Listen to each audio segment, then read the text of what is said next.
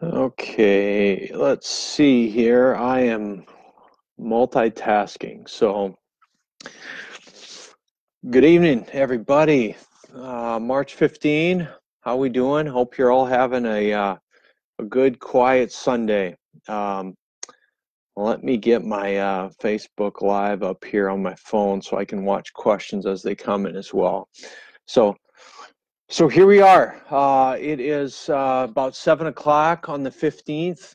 Um, when we started the week this week, did not think we would be in the spot we're in right now. It has been really an interesting week, and really proud of our community, the resilience of our community, and the flexibility of our community in this really unprecedented time of uncertainty.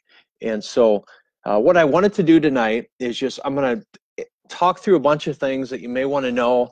I know you got nothing else to do because you're sitting at home, so I thought we could cover some important items related to COVID-19, and then I can answer some questions. So first off, I want to say happy National Day of Prayer. It's National Day of Prayer, so whether you are Christian, Muslim, Jewish, whatever religion you're practicing today, I think it's an important time to hold up our country in prayer, hold up our elected officials, hold up our president in prayer, who has some very weighty decisions that he's making, hold up our governor in prayer, who also has a lot of weighty decisions facing her and her administration.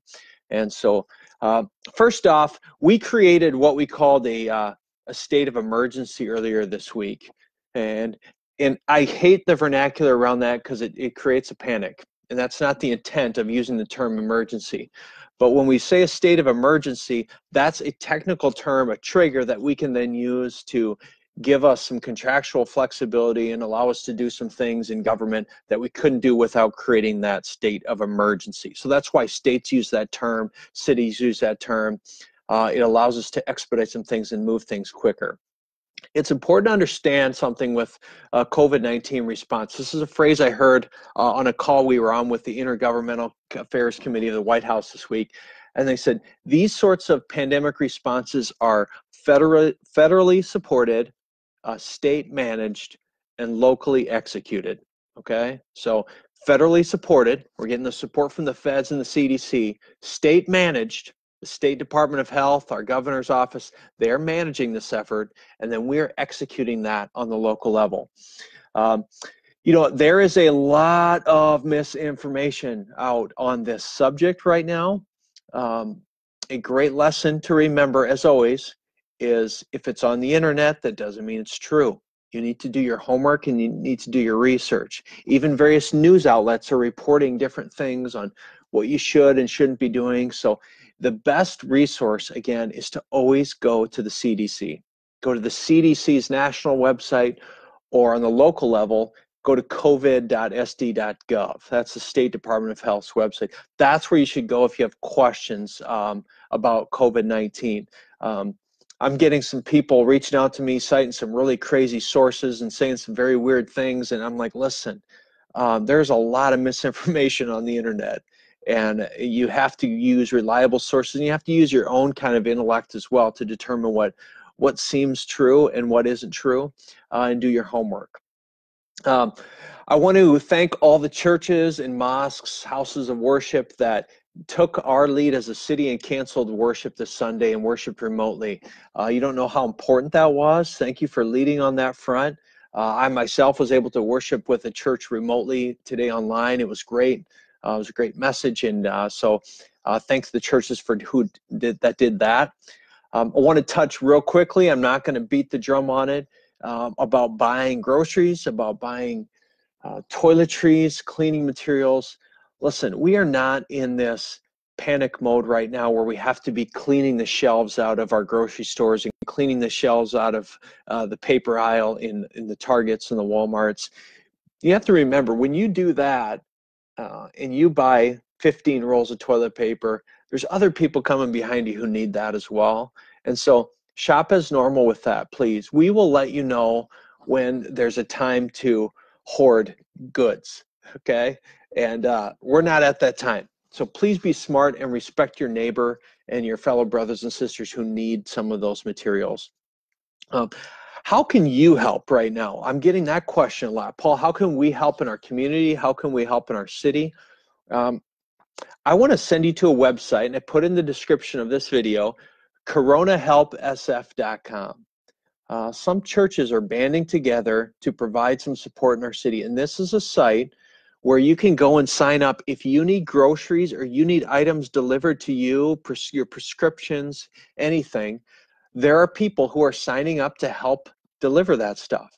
If you're a parent and your kid is going to be home and your kid needs food delivered to them, go to that website, sign up. This is what Sioux Falls does. We band together, we work together on things like this. And so that's a great site, but man, we're going to need help with that. We're going to need people to sign up to be drivers. We're also going to need monetary support for some of the food and other things that we're going to be bringing to our elderly population. So please consider going to that website and getting involved there. Also very important right now, when you can shop or you need goods right now, support small business, okay? The small businesses in our community are going to feel this strain more than anyone. And so what does that look like? That may be as simple as calling a local business that you frequent and say, hey, what can I do for you right now? Can I pre-purchase some things? Are you maybe delivering right now? Maybe they typically didn't deliver, but now they're starting to deliver in order to meet their customers' demands. Shop local if you can, because it's really critical right now. I had a discussion for a little while this weekend with Senator Thune, and we talked about some of the federal packages that are being put together right now to potentially provide some relief to small businesses. And that's going to be coming soon. This is what's great right now in our country is I feel there is bipartisan efforts to help, all right, to help our cities, to help our states. And he shared with me a little bit about what some of those aid packages will look like. So for small businesses, for workers that are affected by having to miss work, there is some relief coming. I don't know what that will look like yet, including the feds. They don't know what it will look like yet, but that is being worked on. So rest assured that the feds are taking that very seriously and are working on something there. You know, I'm also getting asked a lot, Paul, how long is this going to last? All right, you guys in the city shut down city-owned facilities for longer than, for 14 days for groups larger than 250. And I had someone reach out to me today. They have an event in April, middle of April at one of our facilities, and said, should we still keep that? And we don't know. I mean, this is such a fluid thing, you guys, and this is really, the city has taken unprecedented steps here to try and be on the front end of this. And the best case scenario right now is that we mitigate this, right? And we stop the spread and we slow the spread of this through these actions. But that's unlikely to happen where we're going to have this total stop of the spread. There's going to be more cases that we're going to see in our market. That's inevitable. But the unprecedented steps we're taking right now are slowing that spread. And again, the term that's being used, flattening that curve. And so I don't know how long this will last. And so people have to just be comfortable with that. I will say, I'm here to just provide also a voice of calmness and reason and ration. I'm not saying that everything's going to be just peachy, because we don't know yet, but you can be calm and you can rest assured. You can still be in your homes. You can still go to the grocery store and get supplies and materials and food as you need it. But we are going to live in some interesting times for the next several weeks and probably the next several months. Some specific questions that have come into me. They came in today. I know there's a bunch coming in right now. I don't know if I'll get to a lot of these, but Corey asked, Paul, any talk of shutting down restaurants, bars, places like that? Seems like that's the next logical step. Corey, possibly. That's tough to say. That's a pretty drastic step as well, because that has a real big economic impact as well on our small businesses, our restaurateurs, our bar owners, our brewery owners. But I hope they're at least bracing for the potential of that. That could be a potential next step. But as of now, and I was just talking with the governor as well, we haven't made that step yet. But again, we're only about a week into dealing with this, so more to come on that in the week ahead. Katharina said, I have not had time to research myself, but I came across an article that was saying that death is not the only negative outcome of coronavirus, but the probability of having fibrosis in the lungs is likely. You know what? That's to my point about some of the hysteria and maybe some of the misinformation. I wouldn't give credence to any of that. This is a new virus. To say that it's going to cause fibrosis in the lungs long term, I mean, no one knows that yet. So that's the sort of information that we just have to say, push that aside, push those sources aside. That just feeds hysteria. Don't share articles like that. Don't talk about stuff like that because we don't know yet. All right. So just instilling that sense of calm, that let's not worry about that and the long-term effects of coronavirus. We're worried on the mitigation and the decreasing the spread right now. Sean said, I'm hearing rumors that the city is talking about forcing daycares to shut down. Could that happen? Right now, there's no talk of that. So I hear that a lot where people say, I'm hearing this, I'm hearing this. Rumor mill city, guys, we're not going to shut down daycares as of right now. Those are pretty critical right now given the landscape. So, but again, that's not to say that couldn't happen, but right now, no, there's no discussion of that, Sean. Amanda says, what suggestions do you have for small businesses at this time? How can we as small businesses operate safely? You know, you as a small business need to be smart. If you have a lot of foot traffic in your business, in your small physical business in terms of your physical space, you need really good cleaning procedures. You need to determine if you can afford to shut your business down and move some of your operations or alter your operations to be more remote, or maybe start up a delivery service for your business. Maybe consider that option. So businesses are just going to have to kind of innovate and be smart right now on how they can continue to operate profitably and continue to serve their customers in this unique landscape right now where we're trying to distance ourselves from other people.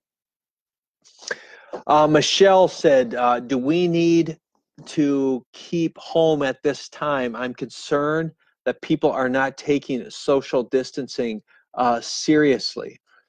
You know what? I would say that there is some of that. I was driving around just today. I went for a drive just to drive around the city and look around, and it's pretty quiet. It is pretty quiet. So I do think people are taking the message of social distancing seriously. And as you saw today, the governor announced at noon, we had no new cases today. And so that slowing of the spread, when we have the positives that we've had, and to have no new cases now for 2 days in a row, some of this is working, you guys. This mitigation is working. And so we have to just continue to do that. We have to continue to trust the experts and lean on the experts. And so some of the questions that are coming in, there's some great conversation happening right now. Looks like a lot of people are really just sharing information. Yeah, the Hungry Hearts folks, they're awesome. They're going to provide free meals to kids. Lisa's asking, what about the mall? If there's no school, you know, kids are going to want to go do something and sit at home. You know, that's going to be a question for them all to have to answer, and for some of their businesses to have to answer. Walmart has already adjusted some of their hours. I believe Hy-Vee has as well. Don't quote me on that one. Walmart is for sure. And so we'll see. We'll see what will happen with places like the mall. We're going to be talking about the zoo tomorrow. The zoo, I know, is as of right now is still a facility that's open. So the other thing that will happen is if there is a bill that would be passed on the federal level to provide some funding, we'll be one of the first to share that with you and help you as business owners and employees understand the ramifications of that, how you can take advantage of whatever the funding opportunities are to you as a business owner, to you as an employee who've had to miss work. And so the past year in our city, we have seen some unprecedented stuff. I mean, we had record flooding. It was a year ago this week we were dealing with record flooding. And then about 5 months later, we dealt with 3 tornadoes that touched down in our city and the impact of that. Now we're dealing with coronavirus and the impacts of that. And I will say this community is to the occasion every time and steps up. And I saw that in coronahelpsf.com. I mean, the church community just has risen up and said, what can we do to help? How can we help? that's the result of that. There's going to be more groups that are going to continue to want to step up and help as well. But I'm here today to instill a little bit of calm in the city. I want you to know that you have great local leadership, and I'm not talking about myself. I'm talking about our Department of Health folks. I'm talking about county health folks. I'm talking about our Emergency Operations Center team that's working on this. You have some really smart people that are working on this and making the right decisions. We're very, very much in tune of what's happened in some of the cities that didn't do a good job with their social distancing, and some of the countries that didn't do a good job with that. And I had a lady from Seattle reach out to me today. She said, listen, my mom lives in Sioux Falls. You guys are a couple weeks behind us, and I can tell you, she said, take this seriously. Start to make mitigation efforts now, and that's what we've been doing the last week, and I think you will continue to do that and take the necessary steps to ensure people stay safe. In that case, the lady said her mom wanted to go to the library to get some new books tomorrow, and I had to remind her, I said, our libraries are closed, and she said, okay, I'll order a few books on Amazon and have them sent to her. So let me just scan the questions real quick. Yeah, buying gift cards is a great thing to do for small businesses right now. As a former small business owner myself, I owned a retail business for a while. That's a great thing that you can do for small business. Got to again remind you that if you have any symptoms at all, fever, cough, body aches, you need to call your doctor. You need to call. Do not go to the acute care. Do not go to the ER. Call, and we have testing sites that are being stood up. I know that our healthcare systems are standing up their drive-through testing sites for the testing kits that are being made available to the state. And so, very important fact to call before you go in and see a healthcare provider. That healthcare provider will diagnose you over the phone and triage you appropriately based on those symptoms. So I think that's it for now. That's about yeah, about 15, 20 minutes worth of good stuff, hopefully, that you can take with you. We'll try and do this more often during the week. If you have questions or concerns, obviously you can post them in the comment thread on this video. I have some of my team members that will also be watching this video, and we'll be reaching out to answer questions that can be answered as well. I want to stress the last thing I'll say, this is such a fluid situation. I mean, it literally is changing by the hour. From, Mayor Bill de Blasio in New York at noon saying, I don't want to close schools, to 1 hour ago him saying we're closing schools. And that's in the course of 6 hours. So it's a fluid situation. I ask that you just bear with your city leaders. We are taking our advice and our cues from experts on this. And we are watching what's going on in other countries. We are watching what's going on in other cities, and trying to be prudent in our response. So we'll band together as one city. We say one Sioux Falls a lot. That's what we are right now. We'll work together. We'll get through it, folks. COVID.sd.gov and coronahelpsf.com to get involved and learn more, but also to help your community. So thank you guys for all you do. Thanks for remaining positive through this. We'll get through it. All right. Take care. And say a prayer tonight for our country and for our city. Thanks. Bye-bye.